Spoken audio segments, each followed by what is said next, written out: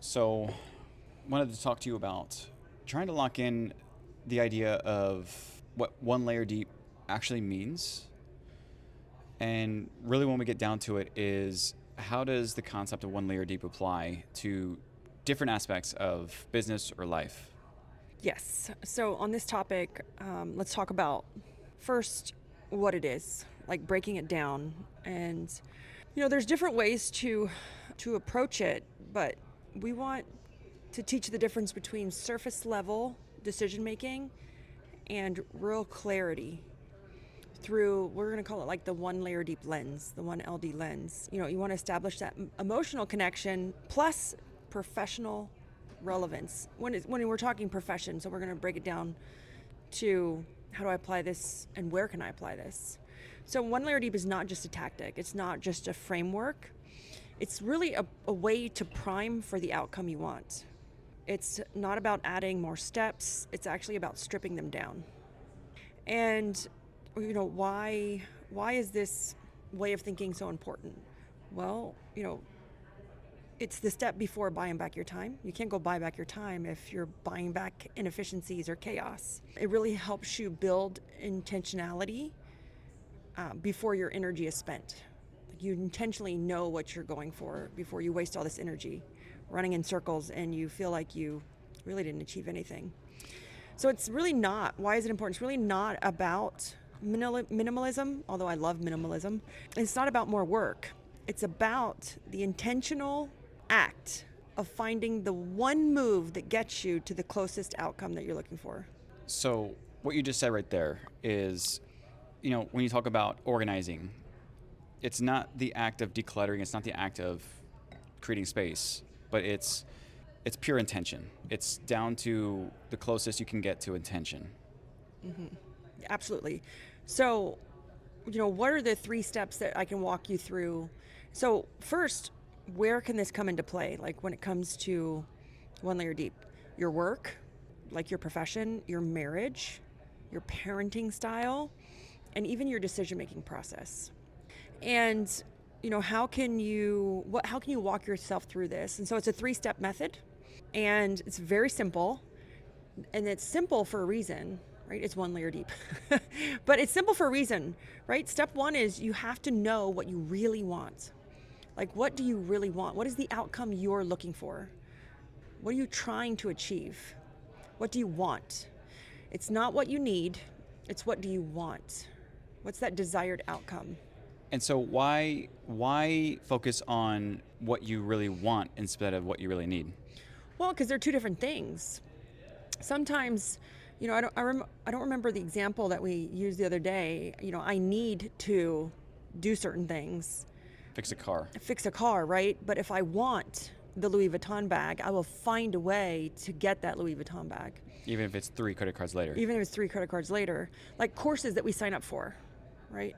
When you find a course you want to do, you'll sign up whether you can afford it or not. Like when I first started CBF with Debbie, like I didn't have the money. I could only afford to put the deposit barely on a credit card, and I had no idea how I was going to pay for it after that. And we hear stories all the time, but I wanted it. They sold you on that you need it, but in your mindset, if you need something, you'll push it off. But when you want it, you'll find a way to get it. So it's what do you really want?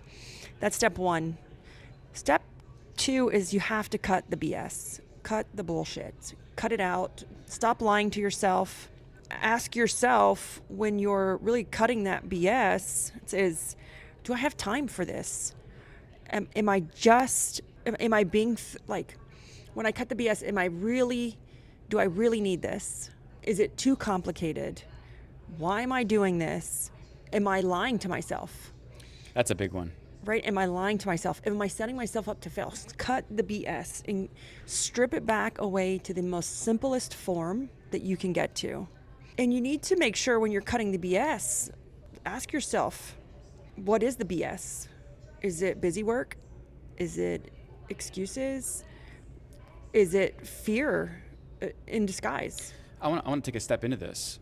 you said that there was a bunch of different ways, either business, life, a few other pieces. Yes. But insecurity and judgment, how you think other people will think of you, Yes. are two things that come to mind for me that is a heavy hitter that I fail with. But cutting the BS, how does that apply with insecurities and perception? Well, I mean, that one's hard. That one's probably the hardest to overcome. Like insecurities. Example is, even I get it sometimes. Like all my friends signed up for some course and I didn't want it. I didn't need it either. But the FOMO was real. Like they were talking about it and they're so excited and it's great. And I'm like, oh my God, maybe I should have done that. Like, oh, I should have done this. And no, I took myself back and I said, no, I'm confident that I don't want it. I'm confident in my decision. And I think cutting the insecurities is just being the ability to be comfortable with yourself and your decision. But that's harder said than done because that takes some, coaching, mental work, working through that. But by talking yourself through these questions, like, do I really have time for this? Do I really need this? When we make things complicated, even if it has to do with insecurities, there is a time impact, there is a financial impact, and there is a mental impact that we'll take into account, that we have to take into account when we're overcomplicating, creating complexity, or lying to ourselves. And that typically comes from insecurities. Yeah. There was a statement, this was one of the, is that simplicity is the other side of honesty. And so when we're lying to ourselves, at least I found this in my history, when I was lying to myself, I made it overcomplicated. So dishonesty creates complexity. Yes. Honesty creates simplicity. But dishonesty, I don't mean like you're a liar. I meant like when I'm not real and open and honest with myself. It's like, oh yeah, I could do that. Oh, like let's add 25 layers to this SOP, or oh, let's buy a new shiny object, or like, oh, let's commit to something when I know that I can't hold that commitment because I was lying to myself. So when I lie to myself, I create complexity. I'm actually building it, I think, to avoid the real thing that I need to be doing. So if I create it more complicated, we're never going to get to the solution, which is a form of self-sabotage that I see a lot of, especially female business owners do. So yeah, okay, that makes sense. So cutting the BS really means being real with yourself, being honest with yourself, to shortcut or short circuit that initial feeling. Yes. The more BS in your day, the more BS you tell yourself, the more you allow in, the more you feed yourself with it, the less clear you are, your customers are, your children are, your marriage is. And I think you have to just cut the BS. Because the stories we tell ourselves are, I don't have time for that. I need that too, and I need that too, and if I buy that, it will make it easier. So I think clearing the BS is hard for everyone. One of my favorite organizing sayings is like, you don't need, well, I can cuss on here, so it's like, if you have to buy shit to organize your shit, you might have too much shit. So, and that is the BS. Like, hey, let me run to Target and buy more bins to get my house in order. But the first step is to get my house in order. Buying bins is the last step if I need them. But getting your house in order is uncomfortable if you're trying to get rid of stuff. That's the hard. So we could go to the hard. So the third step in that quick little breakdown is, what do you really want? Cut the BS, do the hard thing. And this sounds really easy, but the breakthrough of doing the hard thing is the other side. It's the other side of avoidance. It's on the other side of avoidance, right? The breakthrough. And so you have to ask yourself, what are you avoiding? Are you avoiding feedback, boundaries that maybe you don't want to cross, or lines, or decisions that you don't want to make? I mean, how many of us have avoided a conversation with our spouse because we didn't want to cross that boundary, right? Or with an employee that we might have liked them, but we're scared that their feedback, they're going to ask for a raise. So let's not have that difficult conversation. So what are you avoiding? Because doing the hard thing sounds easy when you say it. Like when we wrote "do the hard thing," it sounds like Nike, just do it. Yeah, like it's easier said than done. But I think when you ask yourself these questions and you kind of coach yourself through, what are you avoiding? Is it feedback? Like, how bad could it be? Is it boundaries? Is it a decision that you don't want to have to make, like firing somebody or having a difficult conversation with your children that may be uncomfortable? And I think you have to weigh those hard things. It's fear versus regret. Are you okay fearing it or regretting it? Yeah. Fearing it is like, I'm going to do the hard thing. I'm scared, but I'm going to do it. Regretting it is you never had that conversation. You didn't do that hard thing. So really you're saying, do the hard thing so you don't regret. Do the hard thing so you don't regret. I mean, it's coming in from just cut the BS. It's taking your ego and putting it to the side. Yeah, I forgot to mention that in the BS, you have to put your ego aside. Yeah. Like when I wanted to downsize the organizer office, I was like, but I just put all these beautiful core values on the wall and we have plants and beautiful furniture, but it's a total waste. Total waste. I'd give that money back to our employees because we went virtually remote in one of our offices and I was holding on to this beautiful office, but it was my ego. I had to cut the BS and I'd say, what was in the best interest? What did the company need right now? So that's a great point. Not to backtrack here, but you talked about wants versus needs, but you also talked about different ways to apply it in terms of business, in terms of life, in terms of communication. And so that very first step, real quick, what do you really want? Does that same thing apply with business, or is it a bit of a twist? It is a bit of a twist because sometimes the business may need something, but we don't want to do it. So we want to do something, but it's not in the best interest of the company. So the want applies more to like personal, like your life. Desire, your decision-making kind of process on a personal note for like your life. But there's also a need. What does the company need right now? Typically, it's not the things I want to do. What does my marriage need right now? So the need applies when it's outside of yourself. Yes. The want is the desire that you have with yourself. And you can apply them in different ways. Just like I said, I went to this course and I really want it. You probably don't need it, but wanting it, that desire, and it's okay to buy it. It's okay to buy the Louis Vuitton bag if you want it. But when it comes from a personal place, we will find a way to make it happen if it's a want, not if it's a need. That's why I use the word want and not need. When it comes to relationships like your business, your children or your marriage or even your business, you flip that word want to need. What does the business need from me this quarter? What difficult conversation do I need to have with my 17-year-old son? Because it's more than just you. Because it's more than just me. And no, I don't want to have it. So flip those on those. It's just the way you kind of talk yourself through it. And we have a journal where you can actually ask yourself these things. Ask yourself, what's the thing you're avoiding right now? Why are you avoiding it? What's the worst thing that would happen? What are you afraid will happen if you do this hard thing or have that difficult conversation? I think the way you walk yourself through these questions is probably the most powerful thing in the whole 1LD program, because you're going to actually have a conversation with yourself. I've actually been doing that lately. Yeah. And you have to ask yourself back to the hard things is what will it cost you if you don't do that thing? And usually it's not worth it not doing that thing. Yeah. And so there's a phrase I want to use, and it's micro moves, voices versus avoidance. Because sometimes we're scared to do it, but what if we do it in a micro move? Like small steps to get you to it versus total avoidance. It's law of inertia. It's the movement. Yeah, you don't have to fix it all at one time. You just need to start. And so think about what's the micro move I could make to do that hard thing. That one hard thing, what's a micro move so that we're going in the forward direction, not stalling and standing still. So we just left a conference and it was an amazing conference. So many businesses were there, but you saw a common theme with some. And the theme was, I'm stuck and I don't understand why. I don't know why I'm the same size for 5 years or 10 years or 30 years. And you have to ask yourself, what are they doing? Are they doing the hard things?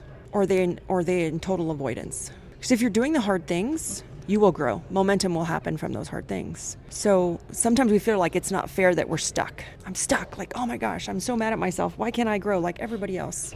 But are you doing those hard things? Yeah. Do you know what you want? Do you know what you need? Are you cutting the bullshit, the BS, overcomplicating, micromanaging? We call it helicopter CEO, like helicopter moms, helicopter managing, hovering over everybody, micromanaging them versus just knowing what you want, cutting that BS, and then do the hard thing in a micro move. Yeah, it's scary, but you don't need to fix everything. You just need to get started. And so, there's a great saying, you don't need more time. You need more truth with yourself. Being true to yourself. You don't need more time. Me and Elon Musk have the same amount of time in a day, and I'm still trying to figure out how he gets as much done as he does. And I think the truth to that is it's pure intention. Yeah. Every It's action. execution with intention. It had to be execution with intention. Yeah. Because I see people that are busy all day, but then at the end of the day, they're like, oh my God, I didn't do anything. Yeah. That's just execution, but without intention. So you talked about something before, and I just wanted to circle back to it. Now that we're talking about intention and execution, you also talked about alignment. Mm-hmm. How does that play into this one layer deep equation? Well, so in our program, we have those three, right? Alignment, execution, and intention. Well, I can't execute on something if I'm not totally aligned. Mm-hmm. Aligned in myself, in our values, in my leadership. That's more of like whether you're talking about a company alignment or a personal alignment, but it's working on those, understanding yourself, like self-mastery. Most people can't even write down on a piece of paper what their goals are. They know them in their head, but they're scared to put them on paper. Writing a vision down scares people to death. And so you can't even have alignment if you can't do those things yet, because then you don't even know which way you're leading your team. Yeah. So how could you execute on anything? And so alignment and intention are kind of similar, but first you have to have alignment before you can really have intention. So alignment is really coming to terms with things, and intention is locking it in. It's locking it in. It's like you have it so locked in, you know what you want now you can run. So when we talked about business, how else does this apply in any kind of scenarios or an example? Do you have any examples that we can work through here, either business or personal? So how can this apply? So we can go through the example maybe of business first, because I know there's a lot of different ways you can apply it. Mm-hmm. And so when you're talking about one layer deep, let's just say it's a decision with a business for, let's say, a move in the department. Let's just say marketing. How do I apply this one layer deep to start, to kick it off in terms of like what I need to do or what needs to get done with marketing? So, well, as far as business goes, I mean, we have the whole framework of what we do with time audits, and then we have a day in the life of interview. And because you have no idea what to cut, because you don't even know what people are doing. You don't even know what they're using. You don't even know what a day-to-day looks like. You may think you do, but until you see them write that down on a time audit sheet, a time analysis sheet, you can have a really hard time even knowing which direction to take. And then nailing down and having it's almost like an interview for a job, but it's an interview of their current job. It's like, what are they doing? What softwares are they using? Who's handing what off to where? How many times is one video in marketing getting passed back and forth? And so first you have to really gather all of the insights. It's like organizing a house. You have to get everything of one category in one spot. And you have to pile it all together to see like, oh my God, like why do we have 15 video editing softwares and we're only using one? So it comes into the question, what does the business really need? Yeah. So then, you drill it down, you gather all this information, and then you figure out what do we really need right now? And then you start cutting it all, like turning it off. You start analyzing kind of like their day-to-day, like how many times is somebody handing a video back and forth? Let's stop that. Let's now cut the BS. What do we really need? Well, right now, everyone needs efficiency and high-performing people because with the current state of the market, we need to be as profitable and as efficient as possible. Yeah. And so what do we really need? So we need a more optimized team. We need to get more content out quicker, and we need it to reach more people. Well, we don't know how to do that until we see what are they currently doing? What does their day look like? What are they currently using for softwares? So we do the time analysis, then we do the day in the life of, and then we kind of audit all that to figure out what makes sense. Let's cut the BS. Like, why are we using all this? Why is this person doing this? Let's do that, cut the BS, and then you do the hard thing. Like you start to, sometimes this means laying off people. Sometimes it means promoting people. Sometimes it means someone stepping to a different department because maybe we don't need them in that department no more. Or completely changing their workflow. Completely changing their workflow. It could be, like I said, laying off someone, promoting someone, moving to a different department, or completely changing their day. And the whole outcome for the time analysis and the day in the life of interview is to help them do a better job at their job. It's not to fire anyone. When you do them, you will be mortified. Sometimes you're like, holy crap, they're doing a ton in one day. Like, this is amazing. But there's so many simple steps that you can do to start the one layer deep. You just have to figure out at what level are you starting it. Department wide, it's big. It may not just be one layer. The mindset you have to approach is that one layer deep mindset. But a whole marketing department is giant. You have to take it person by person or category by category to figure out how do we really optimize this to get it to one layer deep. So the one layer deep really can be scoped down to small chunks or small things that you can take action on. Yeah, it's a decision-making for everything. Process. Yeah.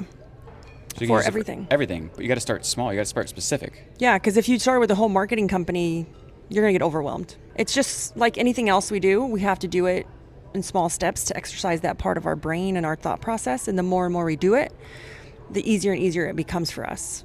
And then you can jump in to say like, hey, let's do this with our ops. What's the one layer deep look like for ops, which we're fixing to teach on in our ops department. And it's funny, I'm looking at some of the questions about what we're going to ask our ops department. And one of them is, what area that you feel is overcomplicated right now?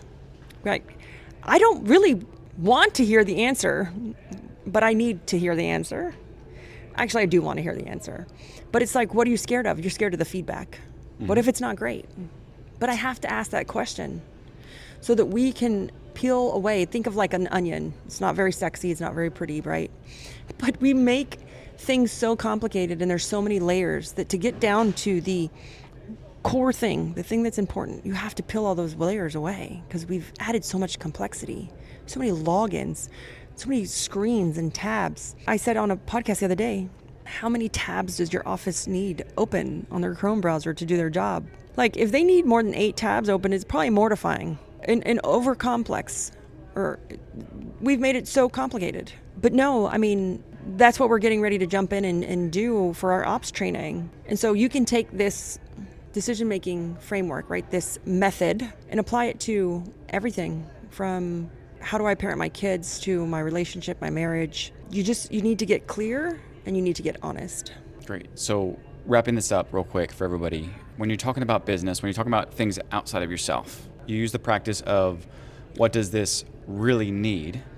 Yes. And when you talk about it internally to yourself, It's want. Want. It's what do I really want, right? External is what do I need? What does the business need? What do my kids need? What does my marriage need, right? If it's about me, which you could say everything is about you, but if it's more internal, it's what do I want? It's your beliefs, desires. Your desires. It's your beliefs. It's your values, right? It's your purpose. Will help you continue to achieve that purpose and not getting all muddled up in the process by shiny objects and distractions. Cut the BS. Cut the BS.